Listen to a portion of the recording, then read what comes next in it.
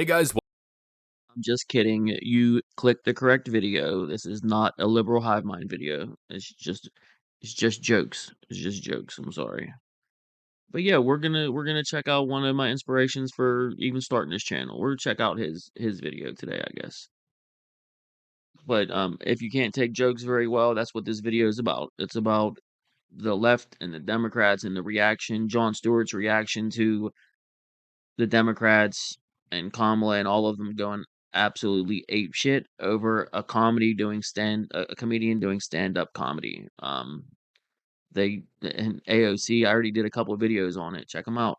and let me tell you, that doesn't seem to be a partisan view here. Even mainstream left-wing talking heads, like Jon Stewart of The Daily Show, a straight-up partisan mouthpiece, even he is jumping ship at this point. Raise the alarms. The opening act, grabbing headlines for all the wrong reasons. A comedian who offered unfunny, racist, cringeworthy jokes. Basically calling Puerto Ricans trash. The most repulsive racial jokes about Latinos. Disgusting and hateful. So incredibly crude. Frankly, just too X-rated to play here. Extremely vile so-called jokes. Extremely vile so-called jokes. She name-checked my comedy album from the 90s.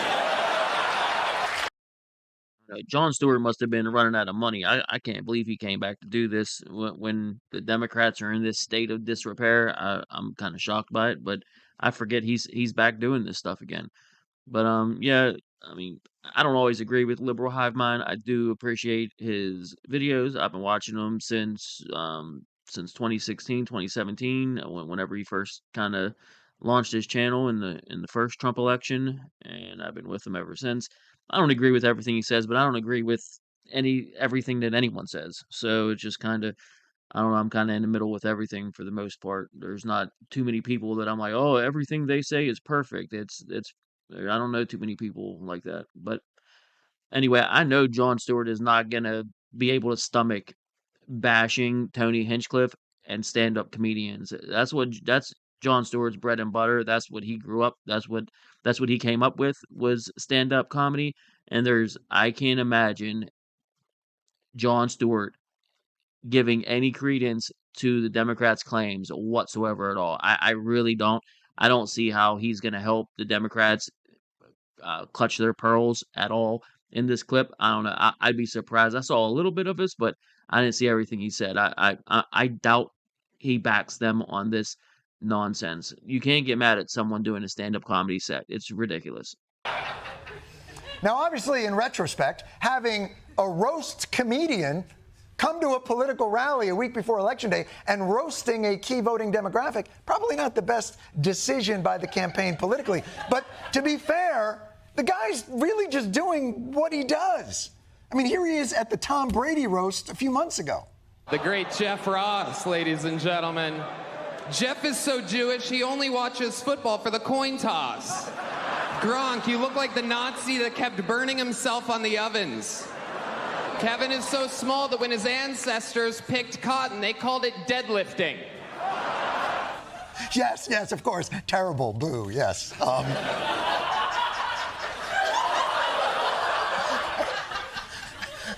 There's something wrong with me. I find that guy very funny. So, I'm sorry. I don't know what to tell you. I mean, bringing him to a rally and have him not do roast jokes, that'd be like bringing Beyonce to a rally and not have... Oh.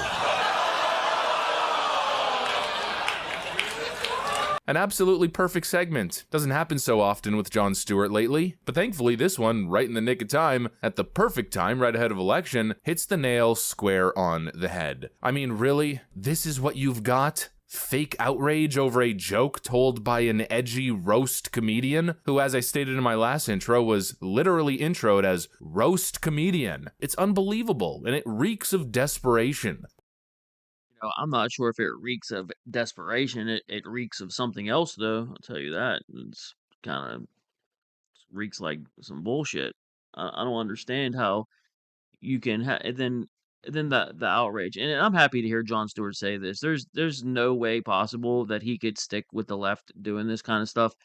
He'll still go vote for them, and he'll still tell you to vote for them, but he can't lie. He's too genuine of a person. Jon Stewart is one of the few people from the left that whenever he speaks, and says things, a lot of the times I believe he believes what he's saying.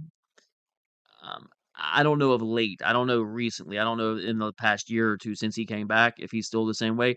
But except his comeback previously, he I at least felt like whatever he was saying was genuine and how he truly felt and wasn't being just taking a bag of money to say the stuff. Now lately he's probably doing more of that stuff because it's a little more strict now. They're a little more strict with their crafting and what they do. Everything the Democrats do is by committee and it's all crafted. It's all fake. It's all ridiculous. Jon Stewart knows that. He doesn't like it, but it's the game. They play the game.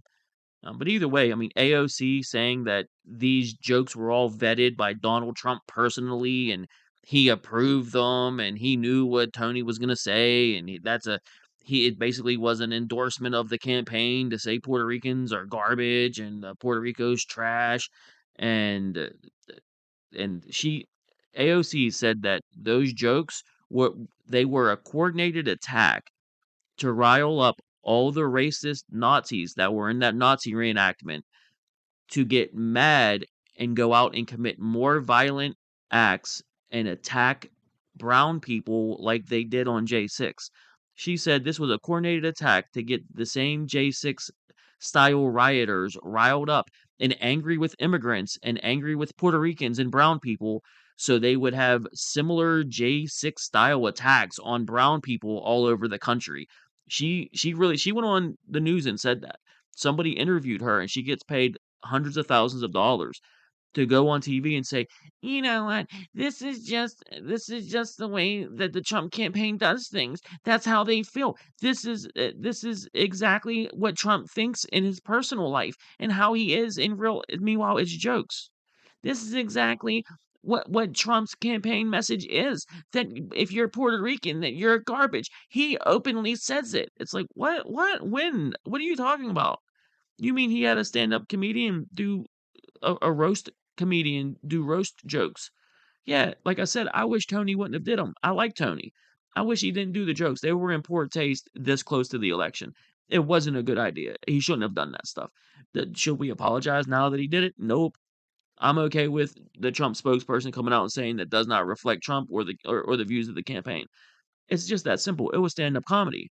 Jon Stewart knows that. He knows that was stand-up comedy. He even played a clip of dude saying similarly offensive jokes. And then CNN and MSNBC, these jokes were too X-rated to even play on. What are you talking about? This pearl clutching is wild. The Hitler stuff, it is. It reeks of desperation and it reeks of bullshit. That's what it reeks like. It's pretty gross. And I know a lot of you guys are on Twitter and you see all the brain rot content. Oh, there's X amount % of Puerto Ricans in Pennsylvania. Donald Trump's got a big problem. Really? Democrats don't seem to understand this, that the color of our skin, the language we speak, the flag that represents our nationality doesn't dictate our vote. You know what does? Actual policy. I mean, this guy said it best. Your comments like that, does that change your perspective about who you might vote for? No. Actions speak louder than words, and what people are interested in is good policy that makes their life better, not pearl clutching over a comedian's words. And that's the funniest part. The left is trying so hard to connect this to Donald Trump. Oh, this comedian made a joke that didn't land very well and might have been a little bit too edgy at the Trump rally. Oh, therefore that's what Donald Trump believes, and that proves that the MAGA movement is Hitlerian in nature and racist and deeply bigoted and fascist. Donald Trump didn't even say the thing. That's the craziest part. You know, these words that supposedly are going to take down Donald Trump didn't even come from him. They came from another individual. You know, I can't believe I have to explain this to the left, but it's not surprising considering they're, essentially collectivists. Most of these people don't even seem to have an internal monologue. They're just part of some collective propagandized hive mind, but they don't seem to understand the concept of individuality. Yeah, the collective, that is the Democrat Party, because like I keep mentioning in all my videos, that the Democrats, whenever you see those individuals, those Congress men and women, the Senate, the senators, when you see them and you see those individuals, there is a committee that runs that individual. Now, depending on the type of strength and power that individual has, that will dictate how big of a committee and how strong that committee puts its thumb on the scale of everything that politician says and does. So make no mistake, even the lower level Democrats, the Joe Manchins that kind of cause them a little bit of trouble from West Virginia, that kind of vote with Republicans sometimes, there's still a committee that's feeding him talking points, narratives, and things that he needs to kind of perpetrate himself to stay with the Democrats, and he does whatever he needs to do to stay with them. Obviously, there's something that I don't want to get into Joe Manchin, but anyway, um, they just don't get it. They run everything by committee. They look at everything like a monolith. They look at the black vote like a monolithic vote. That they all think the same thing. If we can just give them this one message, then we'll capture the entire black vote, which unfortunately is true for the most part. Because they vote 90% clips each direction. In whatever direction they go in. It's been rough for them in the past few decades of not getting out from under voting the same way over and over again and not getting results. It's been unfortunate for them. Um, every other group except for the black vote seems to be split for the most part. Men are split 50-50, women are split 50-50. A lot of the demographics are split. Latinos are split. It's like 60-40, Democrat, Republican. It's everything's kind of split in half, except for the black vote. It seems to really, really trend blue for some reason. We know the reasons, but anyway, I won't go into that. That's time for another video. I'm just kind of touching on that's why the Democrats do what they do, and the committee that runs them, why they make those types of decisions, because they're thinking like they're like the committee. So they expect, okay, well, they said something about Puerto Ricans. That means all Puerto Ricans will do this. I mean, he's totally right. That's how they think. That's why they pearl clutch the way they do, and they make those big swinging arguments and points that they make because they just hope to grab as many people as possible, get as many dumb people that are listening to that as they're walking out of the gas station, heard the bad joke, and they hope that they'll go tell their cousin and tell their whatever their coworker, did you hear that bad thing that we saw? Yeah, we lied. They lied. You lie about it on TV, then you get a couple people to pick up on it. And next thing you know, you just poison the well, and a whole bunch of people don't know they've been poisoned. Because you lie, because you get up there and you just say, look what this guy said. He's representing Trump in the Trump campaign. Look at what he thinks. Meanwhile, it was a stand-up comedy set. It just, I don't know. Most people that know comedy and know stand-up comedy can't get mad about stuff like that. I can't imagine Democrats going to a stand-up show. You go to a stand-up show and sit there whenever they make a joke about something that you're sensitive to. Everyone hears jokes at a comedy show that you might be sensitive to. Somebody talks bad about fat people and you're fat and you're sensitive about it.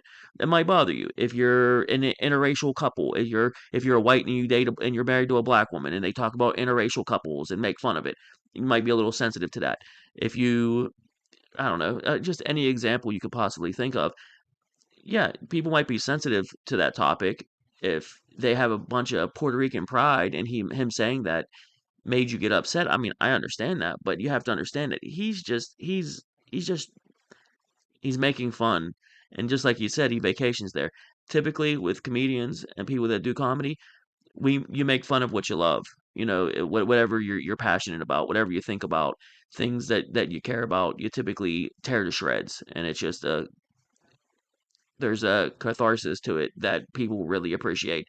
And I don't know, I guess Democrats don't get it, but in the end, just like the Puerto Rican voter said, actions speak louder than words.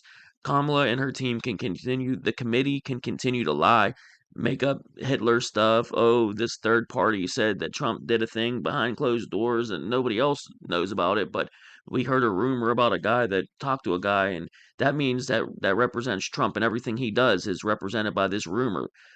I don't know. I guess they think that's going to work. It's going to work on some people. I definitely know some people that it's going to work on, but it's not going to work on the regular voters. It's not going to work on the regular working class like me. You're never going to be able to sway me with this type of stuff. You never will. And I'm open to vote both ways. I'm open to vote Republican and Democrat. You just have to make sense. I don't vote down party lines. I'm going to listen to both sides. And you're never going to get me with this rhetoric. You're never going to get me. You're never going to get the working class back. You're never going to get blue collar people to listen to this trash. You're never going to get us to believe in your trash. We're never going to believe it.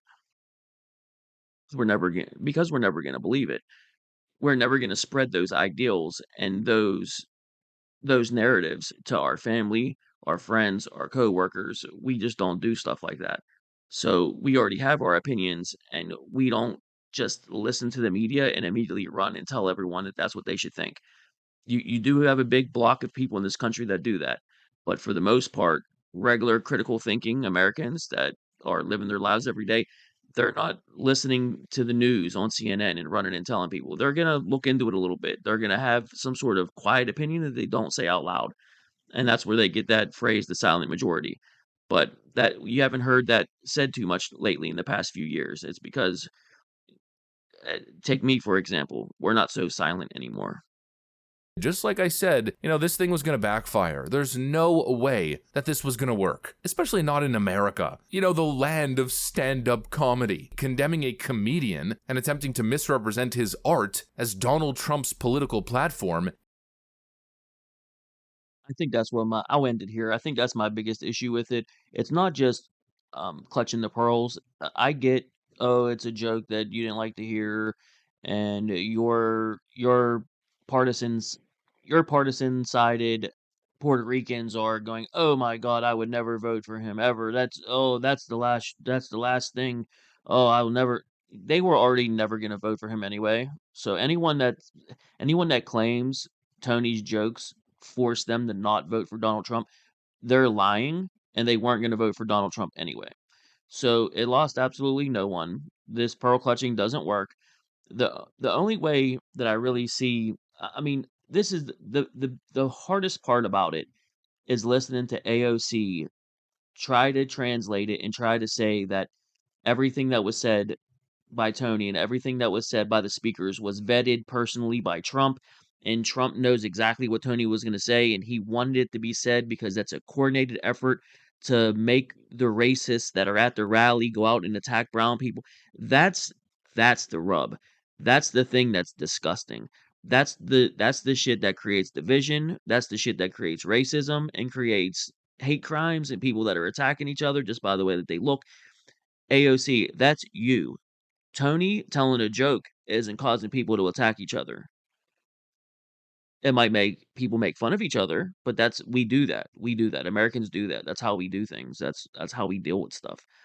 But trying to take his stand-up set joking about Puerto Ricans and try to make it seem like Trump and the Trump campaign hates Puerto Ricans and hates all brown people, and that was vetted by Trump, and he said, "Yeah, Tony, go out and tell him, and then all my people, all my racists will rise up and they'll attack the brown people. They'll attack them in their seats.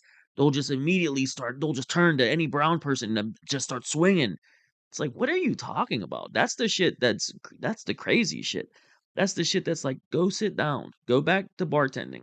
I don't understand why people are paying you. I just figured it out.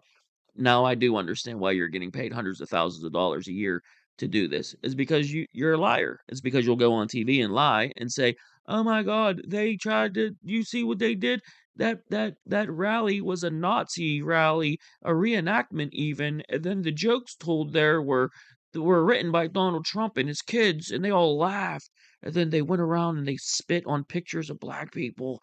And another thing, then they pushed old black women down the stairs of the subways, and they laughed as they carried lion and elephant tusks through the. It's just like, but God forbid we listen to somebody that actually knows Trump and like is an ex-worker that has these great stories about how Donald Trump has touched their lives. We don't hear about that on CNN. We got to hear about some third-party nonsense and about how jokes told by an edgy comedian are Donald Trump's words and how he really feels inside and what he really thinks and what his real intentions are. You disgust me. You absolutely disgust me. Anyway, I'll see you next time.